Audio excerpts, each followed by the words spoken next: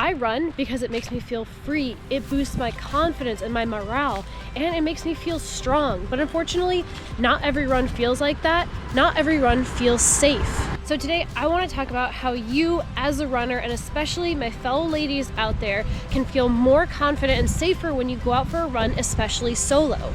But what I'm not going to be talking about is how you should cover up and wear more clothes, or not go out and run in the dark when maybe that's your only time of the day to go out there. Those are not the tips that we are going to be going over. I'm going to be talking about some things that I have used as a female runner when I'm out there by myself that I want to share with you so that hopefully you can feel more confident heading out by yourself as well. I know that going out for a run when it's dark because it's early morning or later in the evening can be another added stress, but a lot of times that's the only time of the day that we can go out and run, whether that's our schedule for work, our kids, we have to get up and get the run done way early in the morning, or you have to wait until after work, after the kids are to bed, or sometimes like when I used to work retail, I had weird hours. Sometimes I'd get done at 11 p.m. and that was when my day was just starting, or you have to work overnights. So your schedule's all flip-flopped around. I'm not going to tell you to change up your schedule because I know that's really not ideal, and that is sometimes not an option. So if you are going to head out and it is going to be dark, I highly encourage you to wear something reflective. I know that a lot of us, we have our routes because we know that's our safe route and we feel good and we feel confident. Maybe we don't live in the best areas, so we know that the route we take is the best one for us, and I'm all about that. If that's what makes you feel safe, absolutely go ahead and do that. But what I want to suggest is, we don't want to create a perfect routine, right? If I'm leaving my house at the exact same time, doing the exact same route every single day, maybe we want to switch it up, even if that means just doing the route in reverse. And a lot of times I hear other women specifically, like they don't even feel like they can be on social media or post on their Strava. They have to keep everything private, which means, you can't participate in any of the Strava promotions or like segments or anything like that.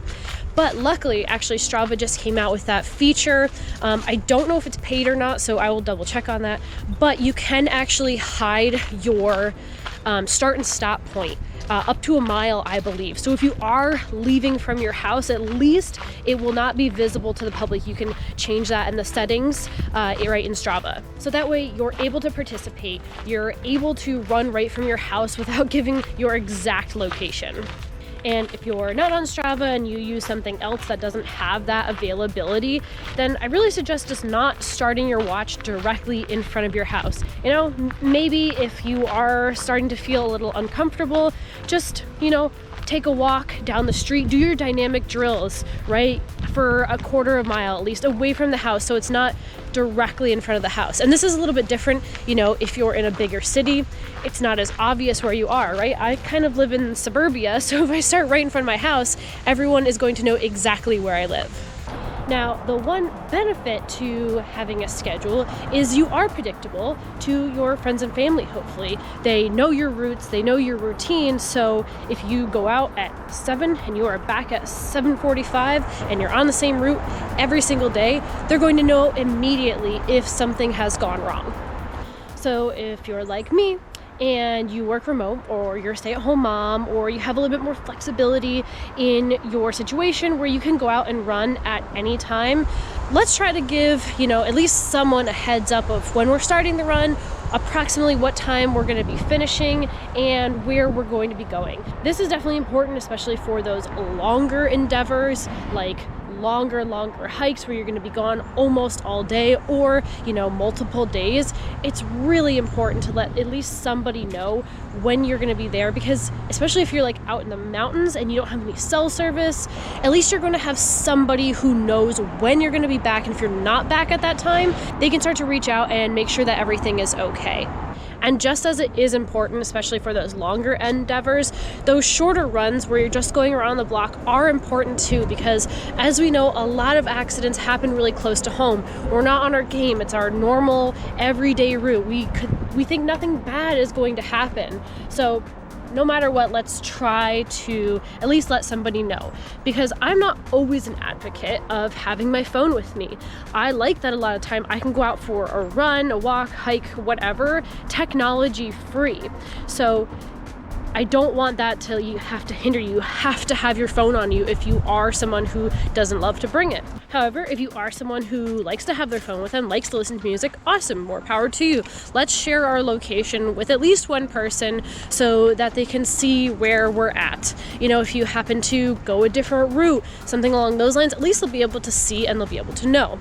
Now, I mentioned music, and one of the things I really hate is that the biggest suggestion people make is to just not listen to music, right? Let's be more aware of our surroundings. And while I don't listen to music on every single run, that's more just because I don't always like to have it. I use music for some harder efforts or the times that I really need that extra motivation. So I kind of use it as a little bit of a crutch. I don't want to have it every single time. But if you are that person who loves to listen to music, you're like, I have it blasting in your ears. Yeah, it can be a hindrance because you can't hear things that are going on. I totally agree with that. So they do make headphones that go around your ears and not inside. So I can still have my music at full volume and be able to hear cars and bikes and dogs and whatever is around me. I can still hear all of that and listen to my music at the same time, and it's just a safer option. I know the big headphones that are noise canceling are kind of in right now for walking. I love them and I think they're great for the gym just to kind of block out that noise in there, but I personally don't love wearing them on the road. I like to know, Maine is pretty bike friendly, and I like to know if there's a biker coming up behind me or another runner who needs to pass, or if I'm with my dogs and there's another dog coming up. It's really being aware of what's going on. And I know for me, even without music, I completely zone out on my runs. So if I do want to listen to music, I like to at least make sure I can still zone out, and if there's a horn, a dog, whatever behind me, I can know and kind of snap back into it and, be a little bit more aware before I go and zone back out in my music again. Bottom line, running should be fun. Running should feel free. Running should feel safe. And I want everyone to feel safe, no matter who they are, when they're out on the run, out on a walk, hike, whatever it is that you're doing. I want you to feel like you have a community backing you, and I hope we've created a really safe space here at the Run Experience. So if you have questions, you have comments, you have other tips that you use, please drop them in the comments below, and I'd love to start a discussion with you here. So I hope to personally see you guys out on the road sometimes and give you a little wave, give you a high five. But until then, I will catch you guys in the next video.